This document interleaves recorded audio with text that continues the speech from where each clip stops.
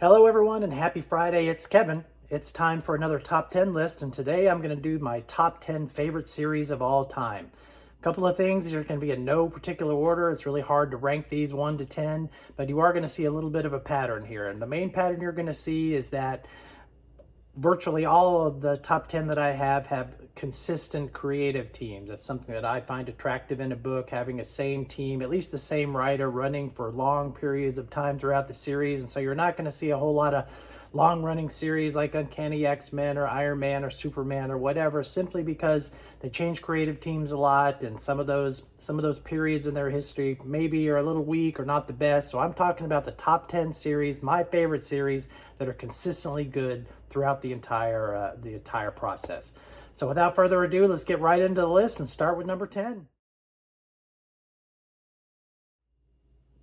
First on the list is Gru the Wanderer by Sergio Aragonés, Mark Evanier, Stan Sakai, Tom Luth. This is a series that's been going on for over almost 40 years, as a matter of fact, and it's been a consistently good series from the very beginning until even now. Gru has had a number of annotations. There was an 8-issue series from Pacific Comics where it started. There was a one-shot from Eclipse.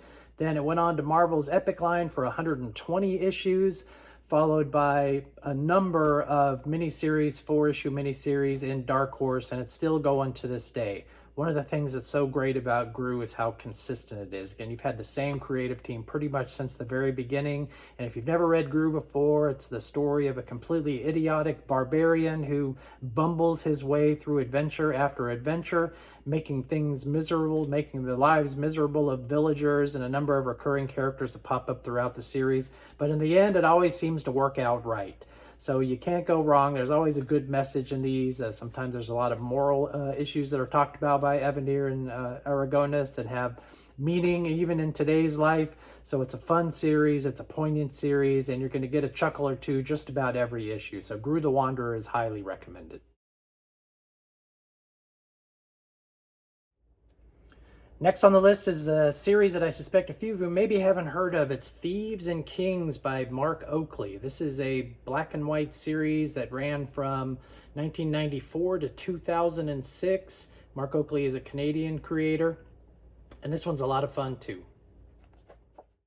Thieves and Kings has a lot of things going for it. It's an epic fantasy that is rich in character development. There's a lot of characters that you really attach yourselves to as you read the book. It has beautiful backgrounds. Mark Oakley does excellent architecture and outdoor scenes, facial expressions. Even though it's a reasonably simplistic style, the characters are at least. It is interspersed with a lot of prose, similar to Cerebus around that same time. So there are pages that, while some pages are sequential art, other pages have a large bit of prose surrounded by kind of embellishment. And the thing that I like about this series the most is that it has a welcoming innocence to it.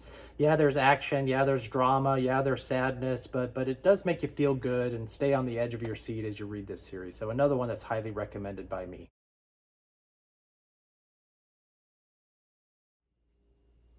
Up next, it's Black Widow Volume 6 from 2014 to 2015. It was a 20-issue series by Nathan Edmondson and Phil Noto. This series is part of the Marvel Now era, which is one of my favorite periods in at least modern Marvel history. I mean, since 2010 anyway. There were a lot of titles that were really, really good during this period of time from Marvel, and Black Widow is no exception. I mean, Natasha is one of my favorite characters in the Marvel universe, and I think the creative team does a really good job at capturing her personality, capturing the intensity of these missions that she's involved in, and it's kind of a street level adventure, which is also high on my list as far as favorites are concerned. So you're always, again, on the edge of your seat waiting to see what happens next.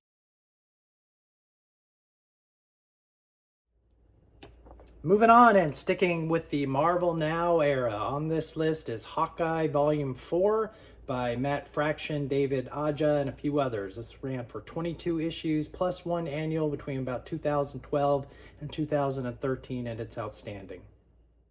The thing that I like about Hawkeye so much is that not only is it a street level adventure, which are my preferences, but this is also a human story. We really get into the psyche of Clint Barton and the struggles, the burden that he has to bear being a superhero. We also see the development of Kate Bishop in this storyline, and as a lot of you know, it is this series that was the basis for the Hawkeye MCU series, which to this day is still my favorite that they've had on television. So it's a terrific story, and don't miss this one.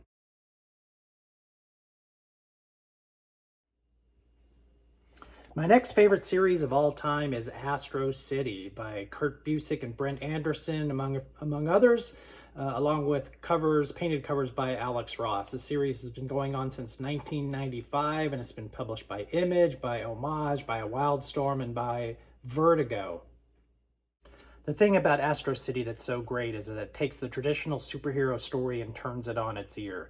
It discusses a lot about the daily life of superheroes and of regular people in a superhero universe, and the battles are secondary to really what's going on in the story. The stories tend to be optimistic. There are a lot of archetypes that Kurt Busiek looks at and twists them around, as I said, and he redoes them in a fabulous way. Again, there seems to be a theme running on here, but this is a positive story. It's a happy story, and it's a thing that kind of goes against the grain.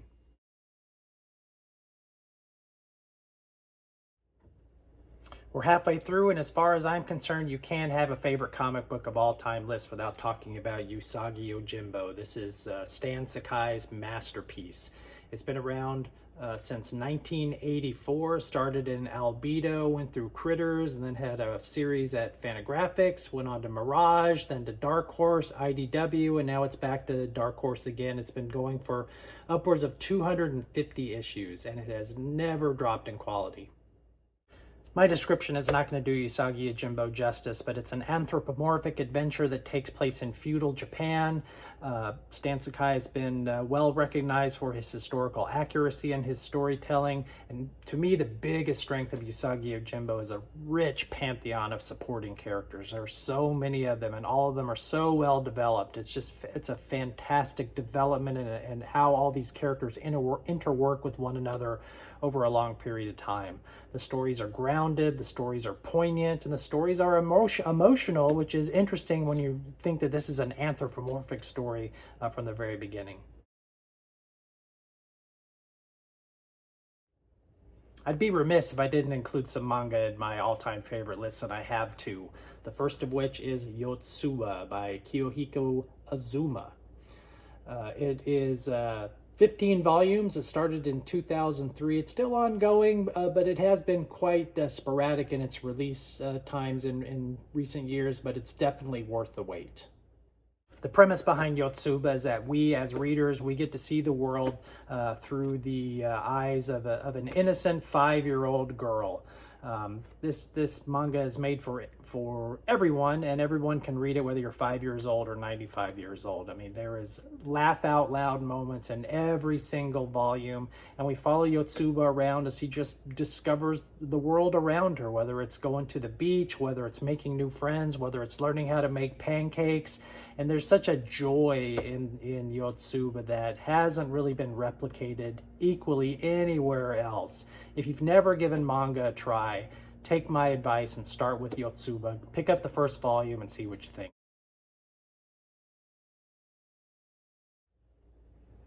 I told you there were two manga on the list, and here is the second one. It's Pluto by Naoki Urasawa, based on an Astro Boy story from the master of manga, Osamu Tezuka. It lasts 8 volumes between 2003 and 2009. Urasawa is my favorite mangaka of all time. He's done so many terrific projects, 20th Century Boys, and Pluto as well. As I mentioned, it's based on an Astro Boy story by Osamu Tezuka called The Greatest Robot on Earth, and it is essentially a murder mystery that involves 7 of the world's greatest robots as they slowly, one by one, disappear, and the murder case is trying to be solved by someone who is a robot themselves. This story has fantastic emotional depth, and the interaction between robots and humans is really a center point of the series, talking about robots' rights as they relate to perhaps human rights. Really excellent story and worth picking up. It's only 8 volumes and it's the complete story.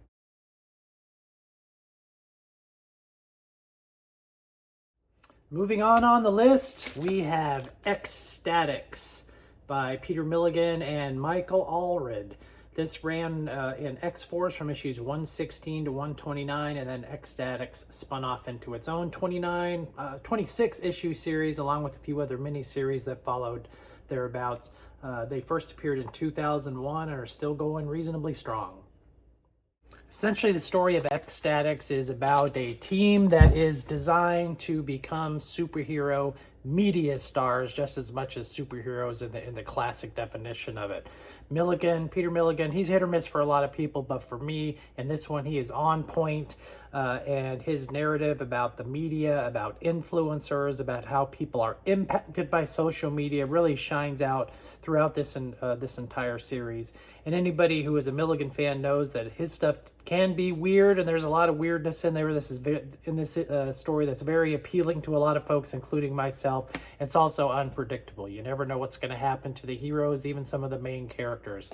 And of course, Mike Allred's art is brilliant as it is in just about everything.